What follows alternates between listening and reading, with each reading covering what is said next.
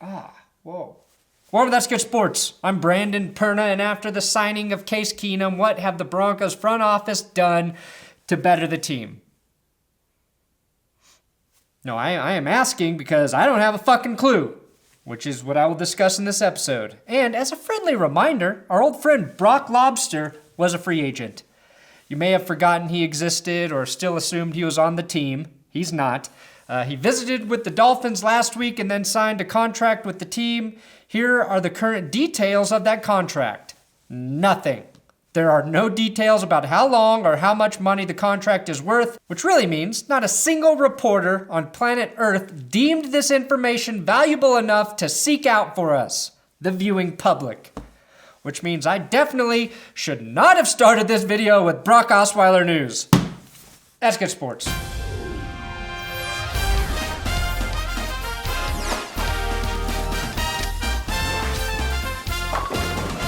Yes, I do need to thank everybody, every loyal fan who voted for me in the Mile High Media Madness Bracket Challenge because I am your champion. I am your repeating back-to-back champion.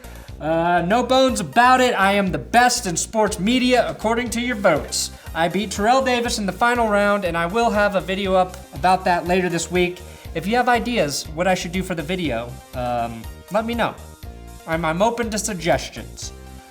But I'll have some sort of formal press conference video later.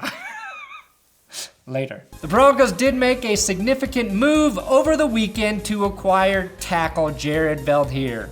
The first thing you need to know about Veldheer is that he is built like the fucking Hulk. Not only is he a giant, but he's the only guy in this photo who doesn't look like he brings roofies with him every time he leaves the house. Now in the trade with the Arizona Cardinals, the Broncos gave up a 6th round draft pick to get Veldheer. And he will have a $6.9 million salary cap hit / salary in 2018 if he does in fact make the team. The Broncos could cut Veldheer without carrying any dead money. The only reason they would cut the tackle is if he's not healthy, and that is a real question mark he carries with him. Last year, he broke his ankle towards the end of the season and only played 8 games in 2016. But if he remains healthy, he could be a significant upgrade at the position over Menelik Watson. I say could because even last year, Veldheer was not playing at the level that would make me say, oh shit, the Broncos definitely need to figure out a way to get this tackle. Now look, if you've watched this channel for some time, then you know 3 things about me. 1, my bowel movements are consistent. 2, I do not bullshit you. And 3, I always try and stay positive about my team, the Broncos. That's why it pains me to say this. I don't know what the fuck they are doing in free agency this year. I already stated I love the Keenum signing. But even this trade for Jared Veldheer seems weird to me. The Patriots' Cameron Fleming, a young, healthy right tackle who played very well last season and the season before, was a free agent. And the Broncos, to my knowledge, made no effort to sign him. Fleming ended up signing a 1-year deal with the Dallas Cowboys for $3.5 million. Basically half of what Jared Veldheer will cost, and they could have signed Fleming before they had to pay Menelik Watson his $5.5 million in guaranteed salary, and they wouldn't have had to give up a 6th round draft pick to get Fleming. At his best, I believe Jared Veldheer is better than Fleming, but he hasn't been at his best for a couple years now. And why the hell would you sign Veldheer and say he is your starting right tackle, which they have said, even though you will be paying Menelik Watson more money to back him up? If you released Watson, you could have signed Fleming and traded for Veldheer and suddenly had great depth at right tackle. And you would have been paying the same amount of money as you are right now for Veldheer, Watson, and Billy Turner. Look, right tackle was, outside of quarterback, the biggest need for the Broncos. And they filled the need at quarterback. And if Case Keenum balls out of his mind, fucking just balls busting out of his brain mind, then the offensive line will be better, the running game will be better, the wide receivers will be better. We'll probably forget that the Broncos desperately needed a tight end. A great quarterback will have a domino effect like that on the team. But that is yet to be seen. So the fact that they are taking a $7 million risk on an aging tackle doesn't seem like the best move for the Broncos. And they could address it in the draft too. I don't know. I'm saying I just feel like there were smarter ways to address this position. And if I'm saying that, that should cause you some major fucking concern, because I am not that smart. And if they cut Menelik Watson now, I think that fucks their cap situation even worse. So I hope I am wrong. Like, I hope in 8 months the Broncos line is so good, somebody pulls up this video and says, look how stupid your dumb analysis of the Broncos free agency was, you dirty little rat boy. I'm rooting for Menelik Watson, Jared Veldheer, and Billy Turner. I really am, but I'm not sold on the idea any of them are the future at the spot, and I feel like for the third straight year, outside of signing Ron Leary, the Broncos have whiffed on the offensive line. Watson and Turner, in addition to underperforming at their position, have been extremely injury prone. Turner played in 1 game last season and then fucked his hand up and had to be placed on IR. Watson made it through 7 games. Now again, they can cut Veldheer without any consequences, but then they're right back where they were before they signed him and traded a draft pick for him. Now, maybe I am the only person outside of the guy who shapes the offensive line for the Cowboys, that guy's pretty good at his job, who thinks Fleming will be good at the right tackle position in the league. Maybe the only reason Fleming was good in New England was because he was protecting Tom Brady, who gets rid of the ball quickly, and was coached by the best line coach in the league in Dante Scarnecchia. Dante Scarnecchi? Do you say the A on the end of Dante Scarnecchi? Anyway, he is to the Patriots what Alex Gibbs was to the Broncos. I think it's Scarnecchi. Scarnecchi. He's good, though. He's a great offensive line coach. Now, I will say this, Fleming is one of the best right tackles on the market and has a bigger upside than anyone currently on the Broncos roster at the position. And I haven't even gotten to some of the other needs on the team.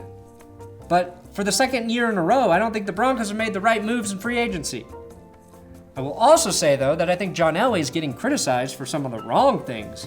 One of the big ones I keep seeing and hearing is, the Broncos didn't even make an offer for Kirk Cousins. They didn't even make an offer to him. But, Now,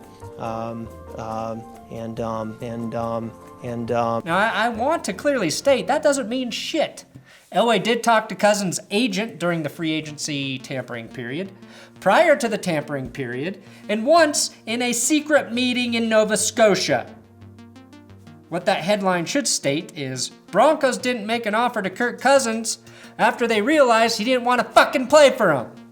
Now, it became clear as free agency neared that Cousins' number 1 choice was Minnesota. And I don't blame him for that. They're giving him $84 million in guaranteed money, which I don't think would have been a smart move for the Broncos to have tried to top.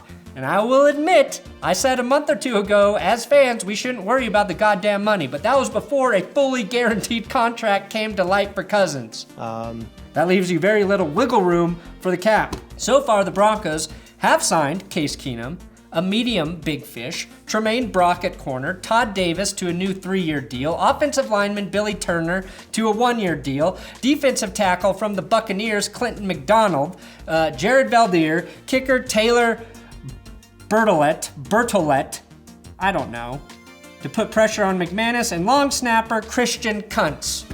Now, before I move on, it would be irresponsible of me not to point out that with the addition of Christian Kuntz to the roster, we as Broncos fans could theoretically line up at a game with 3 jerseys that read Kuntz, Dixon, Butts. If the Broncos are good, you could say, we fuck you with our Kuntz, Dixon, Butts. We fuck you with our Kuntz, Dixon, Butts.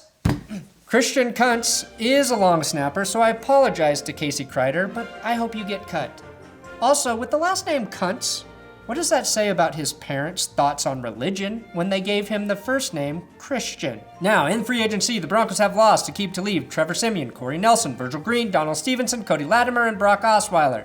Aqib Talib's already embarrassing Phillip Rivers in Los Angeles, one-upping his bolo necktie and becoming the world's first hood chic cowboy. And Virgil Green's blocking on the line, I think, will also be missed. Now, I'm sure the Broncos look at this situation and say, hey, we're in good shape. We have Menelik Watson, who we still believe in, Billy Turner, who we still believe in, Cyrus Kwanzaa, who we still believe in, Jared Veldheer, who can compete for the right tackle spot. Those are 4 men that we have. One of them should pan out. Plus, 9 picks in the draft, and we believe we can get adequate help there as well. And that is not completely illogical, especially since the free agent market wasn't ripe for offensive line help. As the Broncos prepare for the draft, this is what we know. They have the 5th pick. They need help at the tight end position, tackle, inside linebacker, wide receiver, and corner. With Case Keenum, they will be fine at the quarterback position for the next 2 years. That's my personal opinion.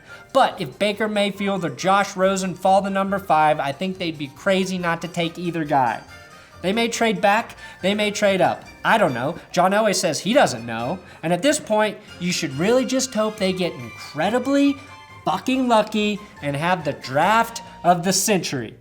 And that all the players they drafted last year bounce back and become solid picks through the next 2 to 3 seasons.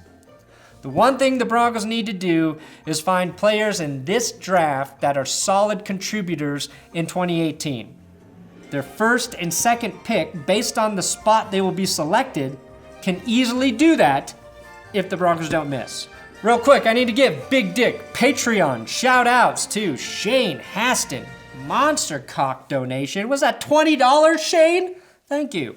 Peter Jacobson, Mason Salta La Machea, Jeff H4. Thank you guys for your donation. The only way this channel is able to stay alive and keep cranking out videos every week is with your Patreon support. I do also offer a podcast for my patrons only. I'll have a new episode up of the podcast this week on Thursday. Thanks for watching another episode of That's Good Sports. Please subscribe here on YouTube. You got to subscribe. Click the stupid button. Don't be a bitch, just subscribe. That's my motto for getting people to like me. I call them a bitch if they don't. I'm also on Twitter at Brandon Perna if you want to talk some football.